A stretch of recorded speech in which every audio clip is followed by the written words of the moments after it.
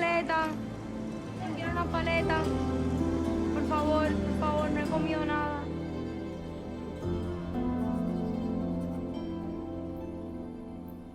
Señor. ¿Dónde tú estabas?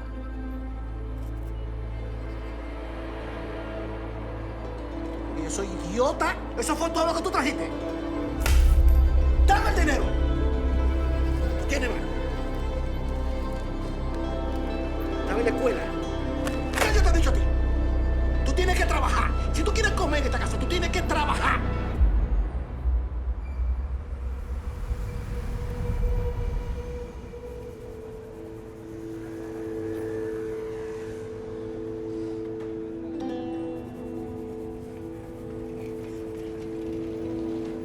Gracias, señor.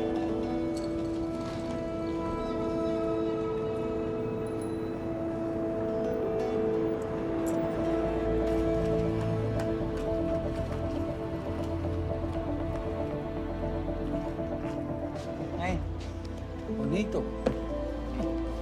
Veo que lo has leído, ¿eh? Déjame ver qué otra cosa te encuentro.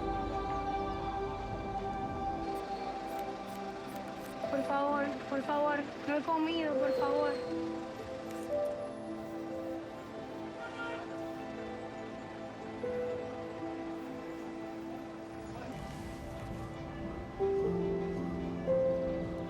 Para ti.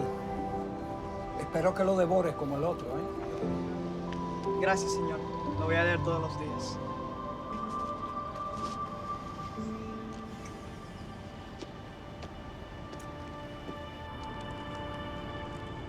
Hola, princesa. Gracias. Y verás, cuando vas al estadio, te va a encantar, yo te lo prometo. Porque solamente los centrales hacen hacia el balón. Y ya, me das tu número, podemos ir al cine, a cenar o al partido. ¿Cómo te parece? No sé. Piénsalo. Solo iríamos a cenar. ¿Vale? Como amigos. Está bien. ¿Sabes cómo te pondré? Princesa. Yo soy el hombre de esta casa, a mí tú no me mandas. Tú tienes que trabajar, tú no entendido que tú tienes que trabajar. Porque no eres nadie. Ayuda. María, ¿qué te hicieron ahora?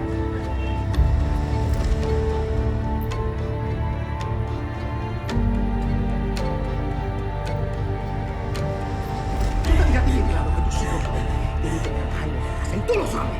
¡Son solo niños!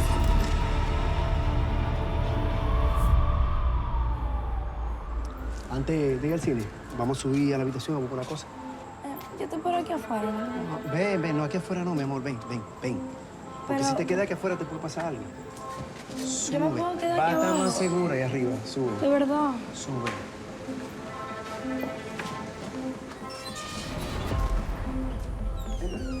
Ven.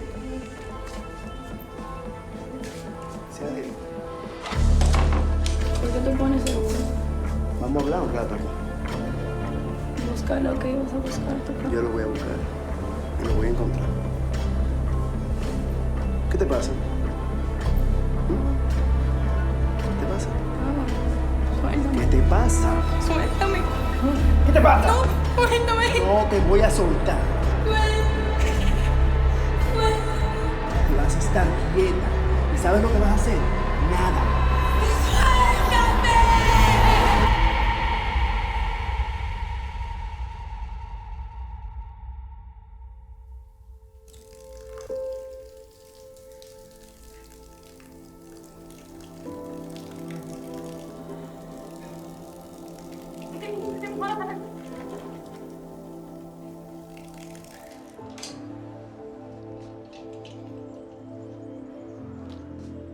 Perdona, ¿puedo molestarte un segundo? Claro, ¿qué necesitas? Mira, es el cumpleaños de mi sobrina. Ella es más o menos tu talla. ¿Qué crees? ¿Este le quedará? A ver. ¿Qué te parece? Hermoso. Entonces, ¿te gusta? Sí, pero solo si viene con tu número.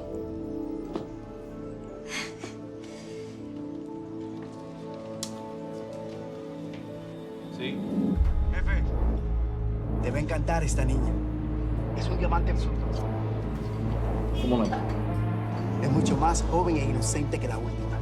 Excelente. ¿Y el niño del que me hablaste? Lo he estado observando y el niño lo que quiere es estudiar. Mira, necesitamos más trabajadores. 2 no son suficientes. ¡Imbécil! ¡Mira para dónde vas!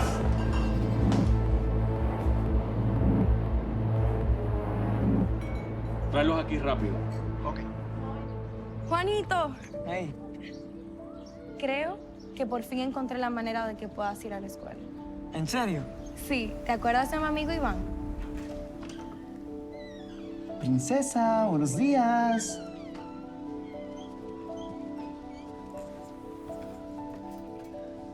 Me siento tan mal por lo que pasó anoche.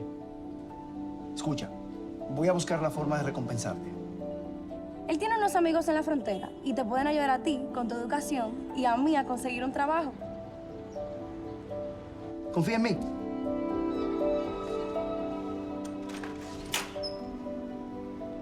Pero, ¿qué va a pasar con mamá?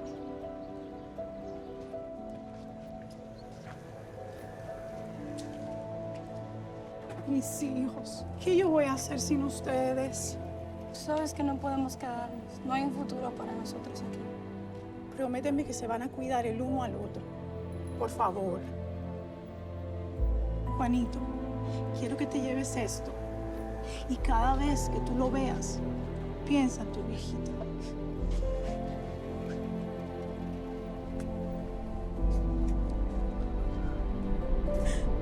Dios me los guarde.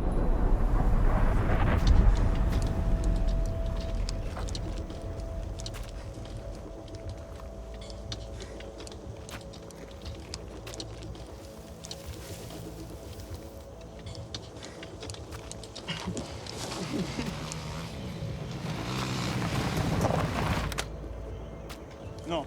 No. Idiota, ¿qué haces? No, señor. ¡Eh! No me ¿Qué hagas nada. haces? No, por favor. Deberías estar trabajando. Está bien. Tú, vamos. Estoy cocinando. ¿Y a mí qué? ¿Ah? ¿A mí qué? Camina. Trabaje.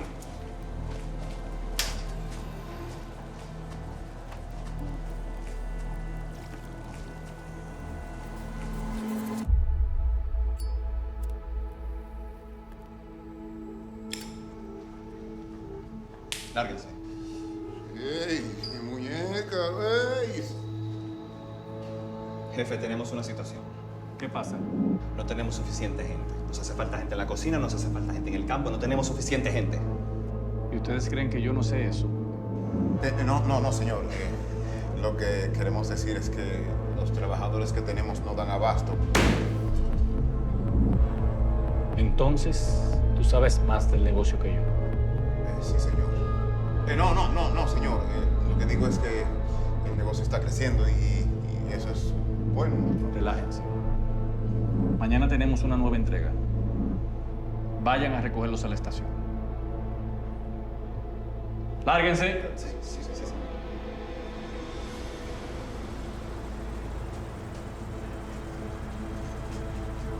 ¡Hey! ¡Qué bueno que llegaron! Están listos para la aventura de sus vidas.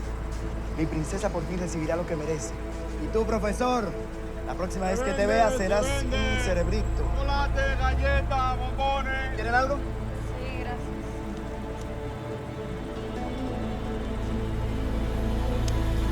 Venga, vamos.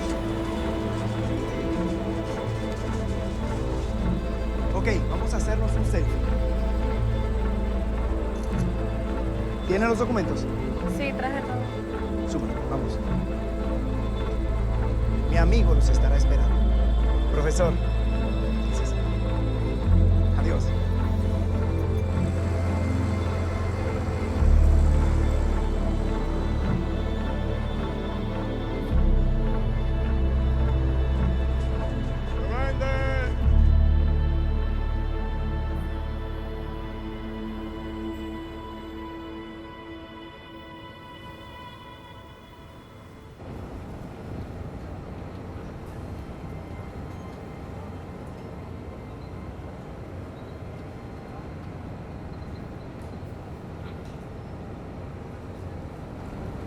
Llegó Santa. Les traje algo para... ¿Qué te pasa, Sandra? Mis hijos se fueron. ¿Cómo que se fueron? ¿Pero a dónde? ¿Cuándo? Hace 2 horas se fueron a la estación. Un amigo de María los va a ayudar a encontrar una vida mejor. Un amigo de María. Mira, tranquilízate. Todo va a estar bien, ¿de acuerdo?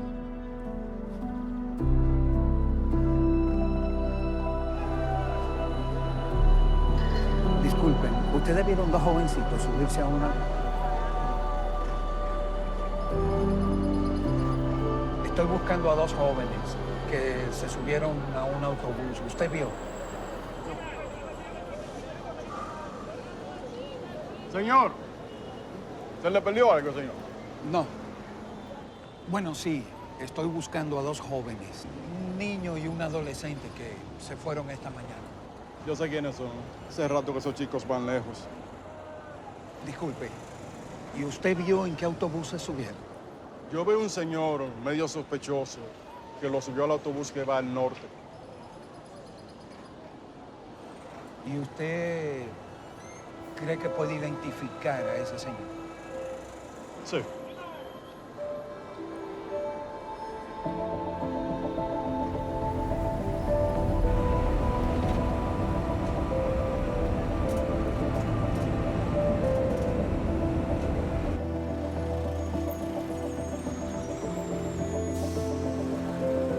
Documentos, por favor. Todos los pasajeros deben mostrar sus documentos, sin excepción. ¿Hacia dónde se dirige? Vamos a donde unos amigos en el norte. Usted es muy joven. No, señor, yo tengo 18, mire la fecha.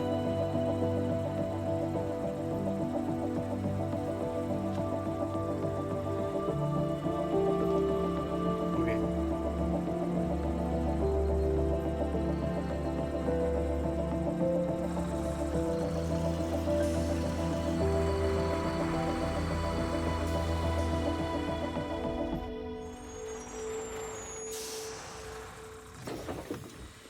Hola, hola, ¿cómo están?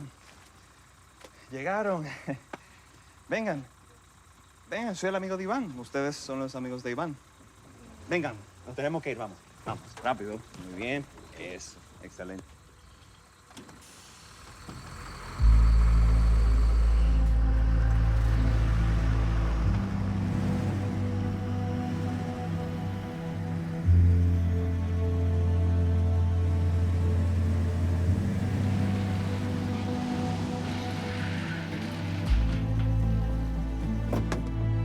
Llegamos. Bájense. ¡Vamos! ¡Vamos!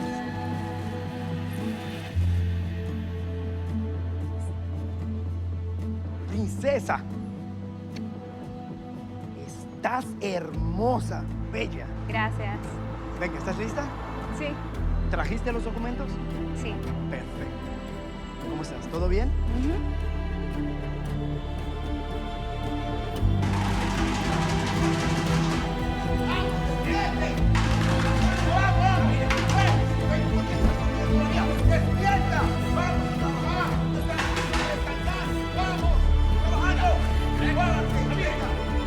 ¿Lista para esta aventura? Sí.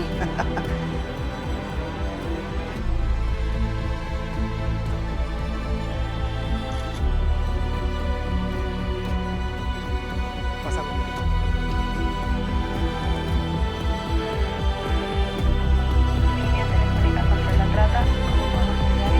Tengo un crimen para reportar.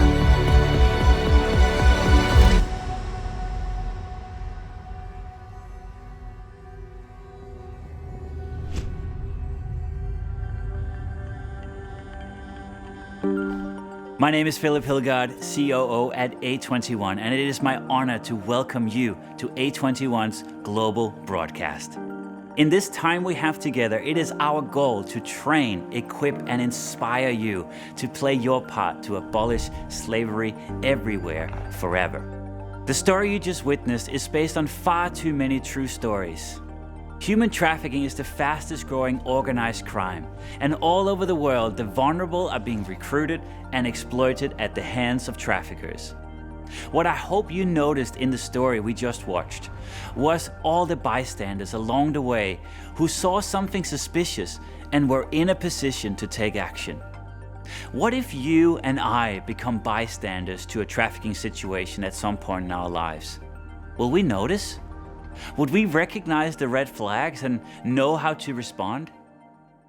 It may be hard to believe that right now there's an estimated 40 million people who are enslaved. That's more than at any other time in history. Increasingly, men and boys are becoming victims of trafficking. However, women are still disproportionately affected by this crime.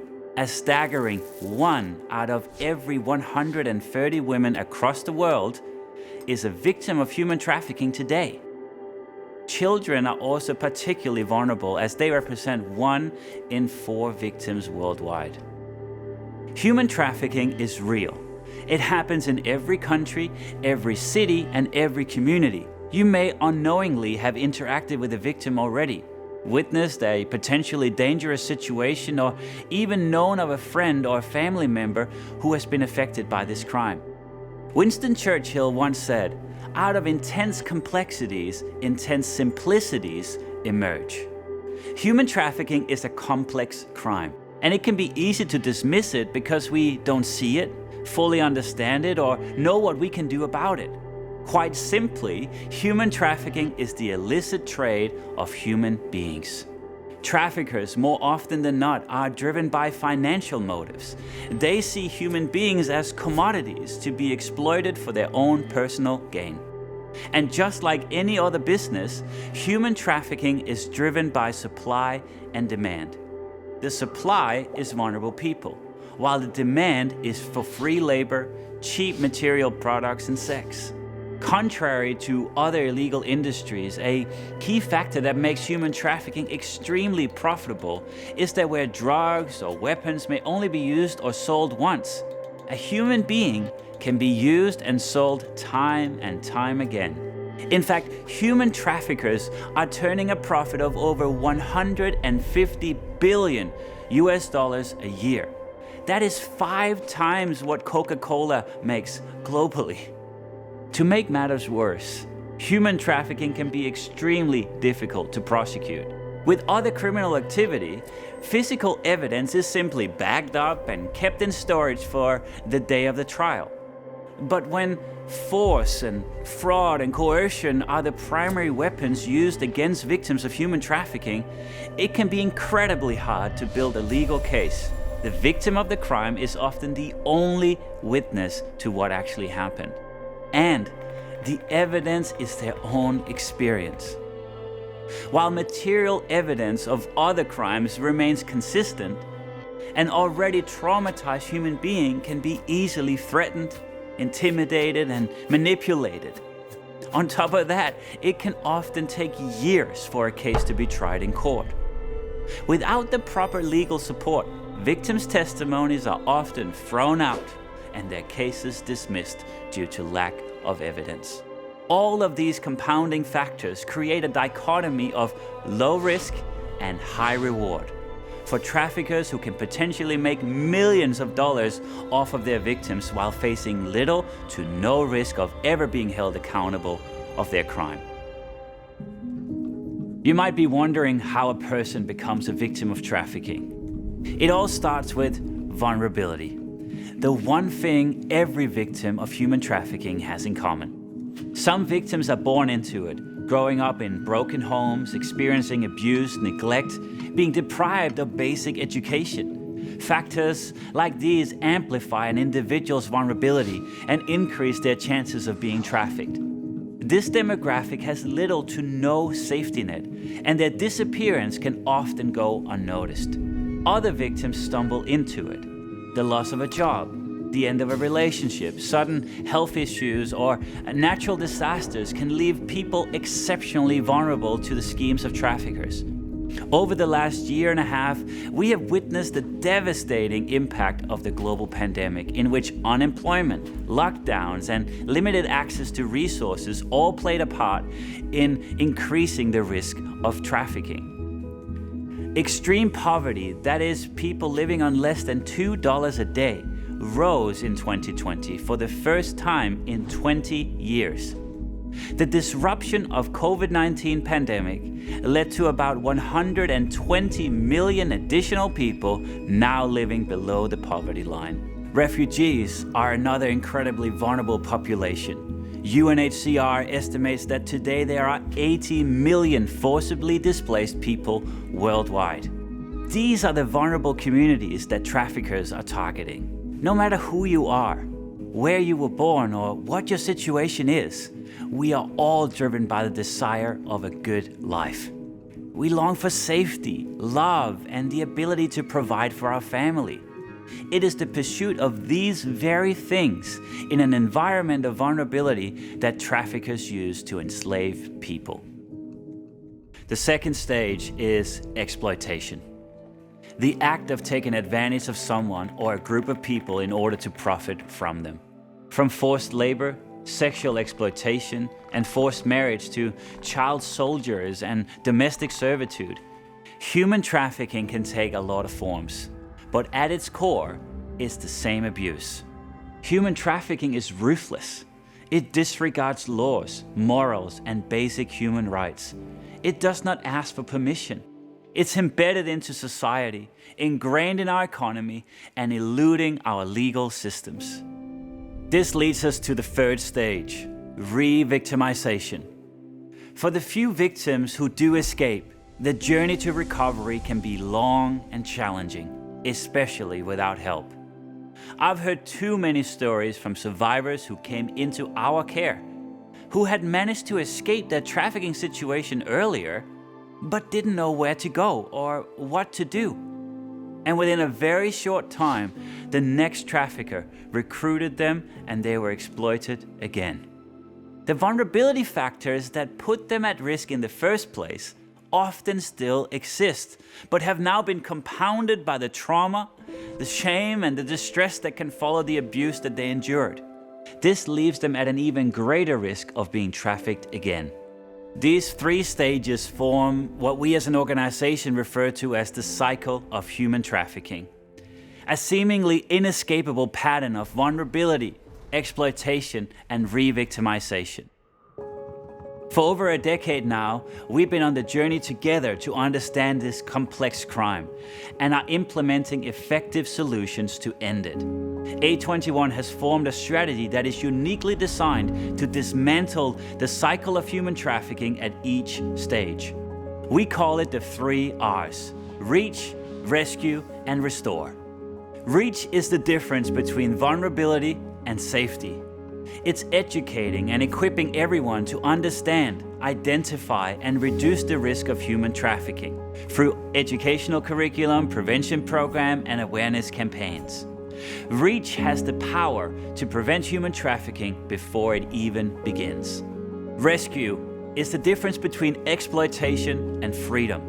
By partnering with authorities to secure the freedom of victims and the conviction of traffickers through hotlines, child advocacy centers, identification trainings, and legal support, our rescue strategies intervenes to help victims of trafficking find freedom from exploitation. Restore is the difference between re-victimization and independence. Trauma-informed, victim-centered aftercare provides a safe environment for each survivor's unique journey towards restoration.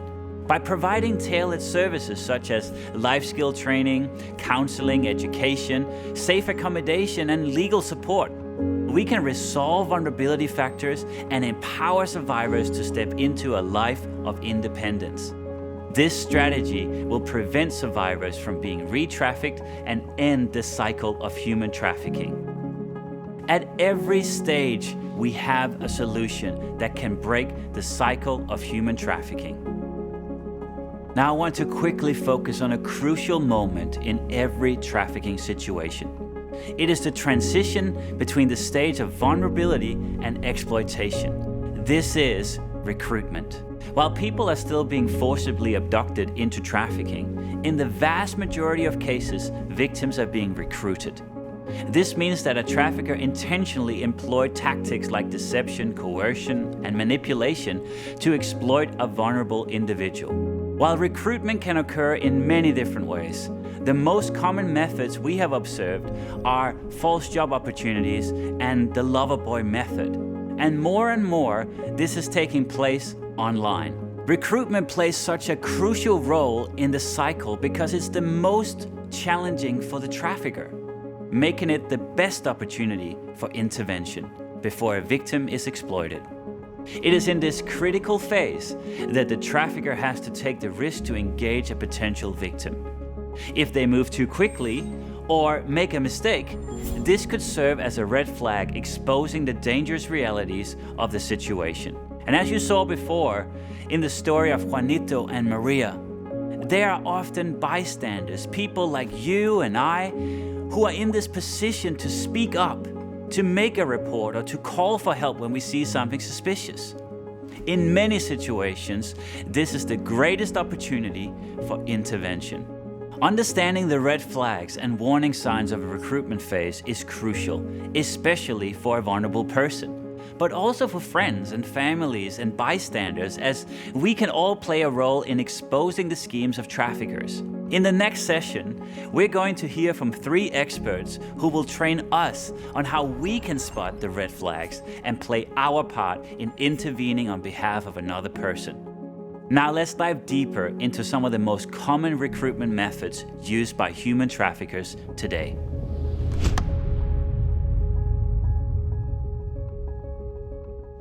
Hi, I'm Rebecca Bender. I'm the CEO and founder of the Rebecca Bender Initiative. I am passionate about leading leaders in the fight to end human trafficking, to change culture, and really to impact lives. I'm going to unpack one of the most common recruitment methods used today. It's the lover boy or Romeo trafficker. It's a common way that traffickers get to know the individual that they're dating, grooming, and eventually exploiting. Trafficking can look different based on where you live, and so you're going to hear us use the term interchangeably between lover boy and Romeo trafficker. This just really varies based on the country and the culture in which that phrase is most common. But regardless of where you live, traffickers have something in common. They target vulnerable populations. And the thing to know is that all of us have a vulnerability, and traffickers are really good at identifying what that is and leaning in to try to meet a need that you sometimes yourself don't even know is missing. That's what the lover boy and Romeo traffickers do. They take you through this phase of what's known as dating, grooming, and then turning out or breaking. In the dating phase, a trafficker is going to definitely pretend to be exactly what it is that you're longing for. And they meet people anywhere. Anywhere where people hang out, traffickers can hang out too. They are like chameleons, where they really get to know someone and their hopes and their dreams, and they become that thing that the vulnerable person is missing. But that is their ploy. That's what they're doing on purpose, is they're pretending to be someone that they're not, so that you guys spend time together. And little by little, you start developing feelings and falling in love with really a con artist, because they're not actually the person that they're pretending to be. Grooming can begin right during the dating phase. It's always this blurry line of where does grooming start. The thing you want to look for is when traffickers, especially those that you're in this Romeo, lover boy relationship with, that they're beginning to start pushing boundaries. Trafficking isn't you meet someone and the next day you're being trafficked. It doesn't work like that with this type of exploitation. They're very slow, they're methodical, and they begin increasing your boundaries and your trust. The final phase of this journey is going to be what's called turning out or breaking. It's kind of one and the same, and it's when a trafficker sells somebody for the very first time. It's that point in this phase where they know in their minds that they've got you, because it can be so hard emotionally and internally to know that you've crossed a line that you swore you'd never cross. You're embarrassed and you're ashamed. You're afraid. There may have been forceful activity at this point. Sometimes if you're refusing to comply to that last final step, it will become violent. And that's where that phrase breaking comes in. Most traffickers know that they only have to turn out a victim one time, that first time. And that's their goal, is to date and groom and get you to that final push so that they can continue to control you. While traffickers typically target younger populations, anyone can fall prey to exploitation. Some red flags to look for are someone who makes frequent trips out of town, has multiple cell phones, clearly can afford to pay lots of bills and more, but has no actual job that you could visit. Someone that's also engaging in a lot of hypersexuality or commercial sexual behavior. Keep an eye out for even desensitization and talking about and visiting various places that could potentially desensitize you to this industry. You also want to be thoughtful about any attempt to fast track a relationship. That means within a month, them falling in love and wanting you to move in with them should actually be a red flag. I think something that's really important that we need to think more of is that anytime you're in an actual healthy relationship, your circles should be getting bigger. You should be getting to know one another, each other's friends, each other's family. But anytime that someone's trying to begin isolating you, getting you away from anyone who's a form of support, beginning to pressure you, beginning to make you feel bad, beginning to make you feel like you can't be without them, any of these things are signs of a really unhealthy relationship. Not everybody who has these things are going to be a trafficker. I think it's important that we're not fueling the sensationalism around looking that everyone could be a trafficker. But just know Loverboy and Romeo traffickers are really good at blending in as a standard relationship. That's their exact tactic, is to get the emotional attachment in with you so that they can exploit individuals. If you're getting involved in the fight against human trafficking, I just personally want to say thank you. You know, it was me showing up to my first event when I was a new survivor of trafficking, where I saw hundreds of advocates that had been fighting for girls like me, and it made a real difference in my life. I know that all of us have a level of engagement and ability to get involved that varies, and so no matter what you're doing, know that it matters, and it matters to the one.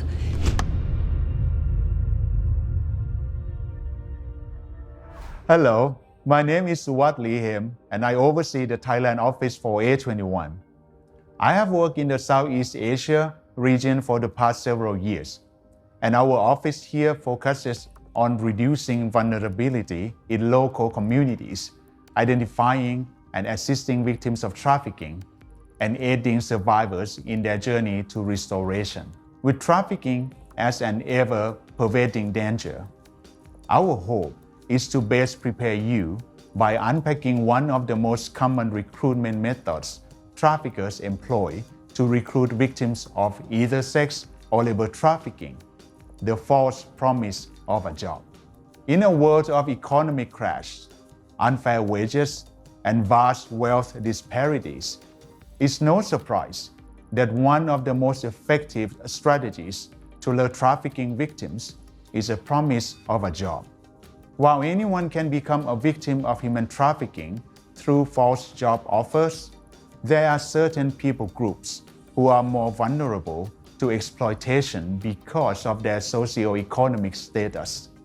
Those at a higher risk for exploitation include migrants, refugees, those who are financially unstable, individuals with physical or intellectual disabilities, and children. Traffickers can utilize false jobs to entice individuals into both sex and labor work. But labor trafficking is a primary outcome for individuals lured into false job opportunities. Some industries have a higher risk of exploitation than others, the top industry of which to be very include technology, clothing or garment production, fishing, construction, agriculture, healthcare, hospitality, transportation, and warehousing. Now, here are some red flags that may indicate a potentially dangerous situation. If you are offered a job without a clear explanation of your work conditions, your identification documents are taken away or withheld from you, you are offered a job by a stranger, if you are forced to sleep and work in the same place as your employment, you are forced to complete tasks you didn't previously agree to, if you are not allowed to talk to your family or friends, you are treated in an aggressive manner physically or verbally, if you are not allowed to take breaks while working, you are not allowed to move freely or leave the workplace, if you do not receive adequate compensation for the work you provide. You are taken to a location in a place that is different from where you agreed to work. You are now aware of some of the key indicators of this recruitment method. But what if this type of dangerous situations could be avoided? We believe that the most effective means to safety is prevention. The following recommendations are proactive safety tips you can keep in mind while seeking employment opportunities to help protect yourself and loved ones. Be aware of the minimum wage in the country where you work. Ensure there is an employment contract in place. Detail any travel arrangements. Do not give your personal identification documents to anyone. Prepare your loved ones by notifying them of employment opportunities or travel. Know your rights. Put safeguards in place by saving your country's emergency number. Do your research and don't be afraid to report something suspicious. Find your country's human trafficking hotline number at a21.org/report. If you or someone you know is in immediate danger, contact local law enforcement or your country's emergency number.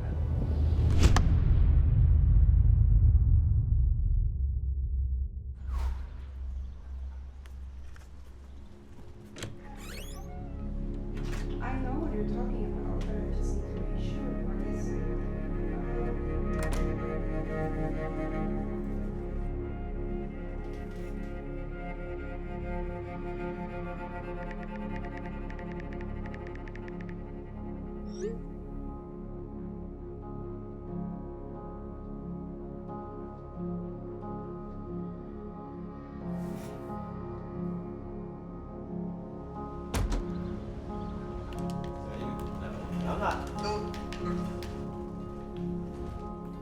Can I play next? It's not a dance game. Got her. Yeah.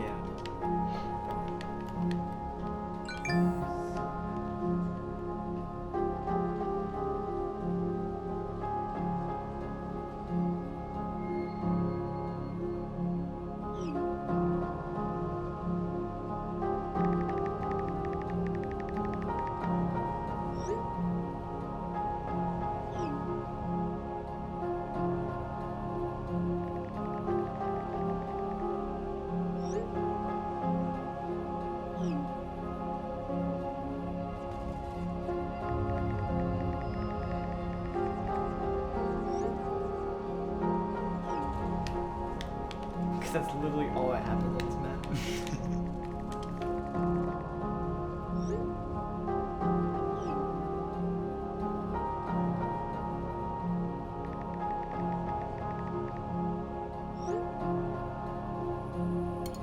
What do you mean you're coming back in 2 weeks?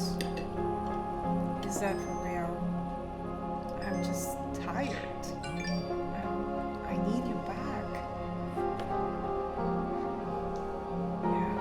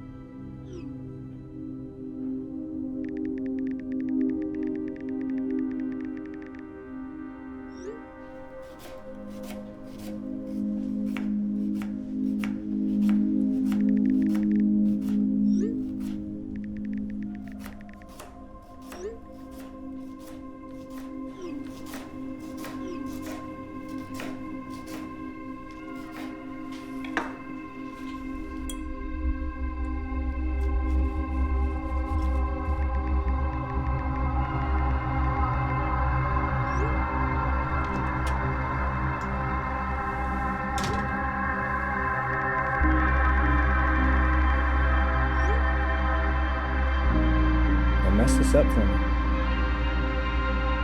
Or you'll pay for it.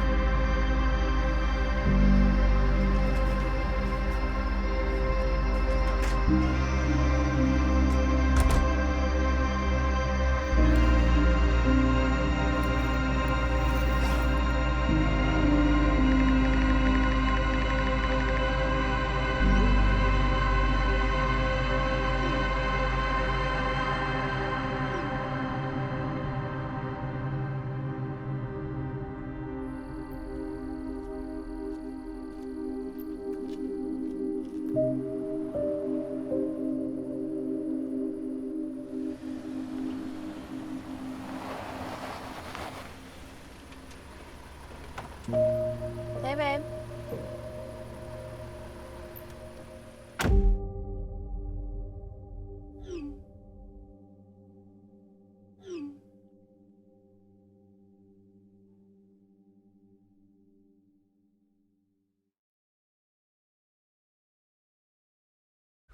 Hello, my name is Steve Grocke. I'm the chief of the Child Exploitation and Obscenity Section that is part of the Criminal Division in the Department of Justice based in Washington, D.C.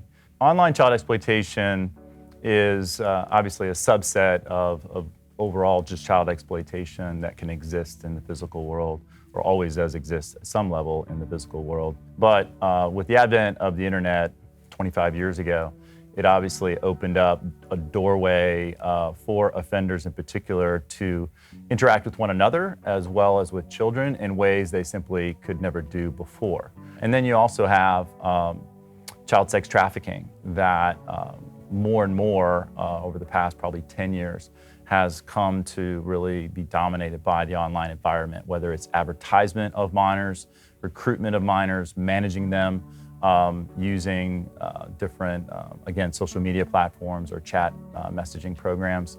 And COVID definitely accelerated that, I think, in a dramatic way, because you had all these kids the world over having a common experience that no other adult in the world had. Children today, particularly young girls that are probably starting at around age 11, even younger sometimes, there are many platforms where they are sort of performance-based, where it may be TikTok, where you have self-produced, just innocent dance videos. It could be on YouTube. And in those environments, minors are really seeking to connect with other peers. And maybe Instagram, they're developing a story. They want kind of people to know what their lives are about. But those sites are also often open to other individuals that are unknown to the minors. They can be public. The settings can be difficult to navigate. The default settings are not necessarily private or individualized to the child, and the child may not understand. The parents may not understand how to manage those settings. And so they're accessible to adults and potentially traffickers or other victims that may already be sort of enveloped within the trafficker's control. And then the traffickers using those individuals to recruit additional potential victims. Minors are particularly vulnerable. They're young people, not just girls, but also young boys, can be impressionable. They can be dissatisfied with their home life. They can be marginalized in other ways, can be in foster care and not have care providers. Those types of environments create a sort of perfect cauldron of exploitation that traffickers are well aware of. The environment allows individuals to mix the way they do that in the physical world is not possible, right? You just don't have 30-year-old men rolling into a middle school at lunch and sitting down next to a 13 or 14-year-old. Or at a game. I mean, if they showed up at a football game and sat down in the stands surrounding a group of 14 or 15-year-old girls, you'd have every parent and coach and teacher in that environment like immediately asking, who's this person? What are they doing here? Why are they talking to these people? What are they talking about? That would be the reaction in the physical world. In the digital world, it happens every day.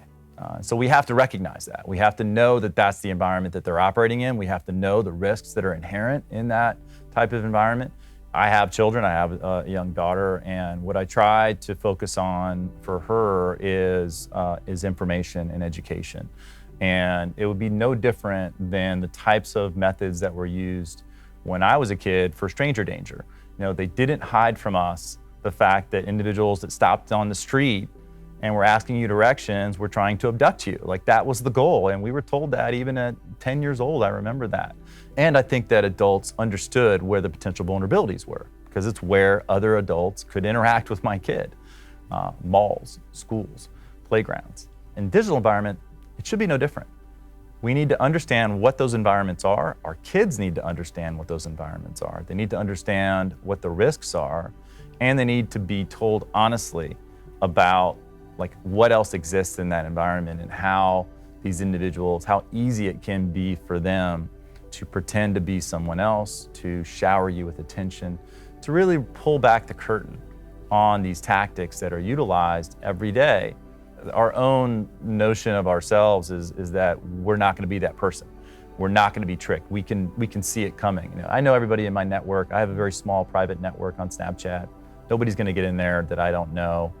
And so we think that we're not vulnerable, when in reality, and particularly younger people, they are, you know, and that's the way we know that it's happening in these online environments. When those people begin to communicate with you and are flattering you, they are escalating the conversation, introducing sexual topics about you, asking you about questions that are very personal or intimate, but in a maybe friendly way, and you think that it's the way a normal boy might online. Those are red flags. Like, those are things that that individual may be trying to escalate the conversation to a place where they're building trust in you and they're trying to develop a personal, intimate relationship with you, but the end game is not that. It is something altogether more sinister. You saw how an online interaction that seemed innocent, that seemed to be a situation where a friend was reaching out to another friend and really wanted to help. But the reality was quite a bit different. And there were many red flags, many opportunities there that the individual receiving the messages could have stopped the conversation, could have said, this isn't right, could have told a parent, could have told a friend. And that's what watching that hopefully gives you all.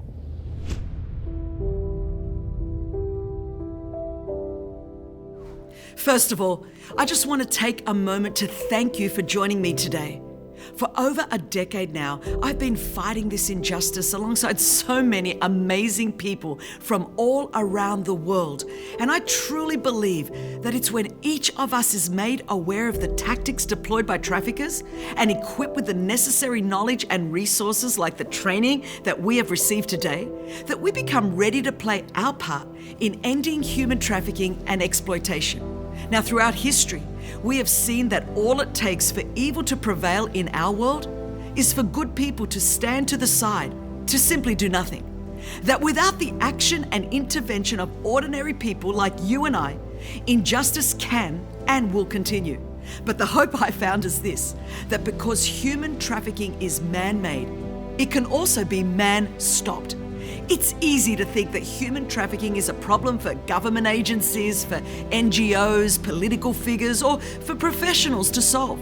And while all of those are necessary, the reality is it cannot be stopped without people like you and I intervening, interrupting, or involving ourselves on behalf of another person.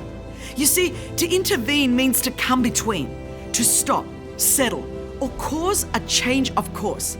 Now, we know that if we get even 1% of people in communities around the world to care about human trafficking, we would have twice as many advocating for the end of trafficking as there are people enslaved by it. We should be outraged by the reality of what is happening in our world. Human trafficking is one of the most horrific abuses of human rights that our world has ever seen. But until our outrage is met with and backed by action, injustice will continue to prevail. Why does it persist? I believe it may be linked to a socio-psychological phenomenon known as the diffusion of responsibility. Now, simply put, when a task is placed before a group of people, there's a strong tendency for each individual to assume that someone else will take responsibility. Now, the whole world can condemn injustice, and many do, But this idea that someone else will do something is actually perpetuating this crime. It's the reason traffickers can operate in plain sight. It's the reason that many of us may encounter people in our lives who are in vulnerable situations and yet we do not engage them because we assume somebody else will. Traffickers are counting on the fact that people like you and me will look the other way or write off this issue as a problem for someone else to solve. But I'm here to tell you today that there is no someone else. There's just you and there's me. Now, believe it or not, the trajectory of another person's life could be completely altered by what you choose to do next. It's part of the human experience that our lives and stories are inexplicably and undeniably connected. Change will always require something of us, but it may be simpler than you think. It could be your decision to act, to make a call, to raise awareness in your city, and to have a conversation that could shift the trajectory of another person's life. But it's only when you and I decide to do something with what we now know that things will begin to shift. Momentum builds, change happens, one person, one story, one decision at a time. And since A21 has begun, I've seen that happen time and time again, resulting in millions of vulnerable people reached and thousands of victims identified, assisted, and restored. And what if all of us in communities all over the world decided to do something? What if we made sure that those in our neighborhoods and cities were made aware of the tactics traffickers use to recruit victims? Can you imagine how many lives and stories could be changed? Simply because you and I decided not to look away or be overwhelmed by the enormity of the problem, but instead we decided to get involved, decided to intervene on behalf of another person. The world needs us now more than ever to be a people who are united together, driven by the idea that action is the only way the world has ever and ever will change. After all, this problem is man-made, and I am convinced if anyone could, you and I are the ones who can and will abolish slavery everywhere forever. So let me leave you with this question. What could your next action mean to someone else's life?